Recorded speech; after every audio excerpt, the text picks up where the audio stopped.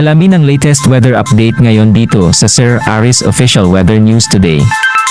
Makikita nga natin na bahagya na humina itong northeast monsoon at nakaka-apekto na lamang sa may bahagi ng northern and central Luzon, habang easterlies naman ang magiging dominant na weather system, particular na sa may bahagi na malaking bahagi ng Visayas, ng Mindanao at southern Luzon. Makikita natin, base na rin dito sa ating latest satellite images, na mas malaking tsansa ng mga pagulan sa may bahagi ng Mindanao. So malaking bahagi po ng Mindanao ngayon, may mga tsansa or mas malaking tsansa na makalatkat ang mga pagulan, pagkilat, pagkulog. Gayon din sa may bahagi ng eastern na Visayas. Samantala naman sa may northern central Luzon, mga isolated light rains ang mararanasan, habang ang nalabing bahagi ng Luzon kasama yung Metro Manila, gayon din itong Calabarzon at Mimaropa at Bicol region, makararanas naman ng mga isolated o mga pulupulong pagkulan, pagkidlat, pagkulog. Kadalasan nangyayari po yan sa hapon hanggang sa gabi.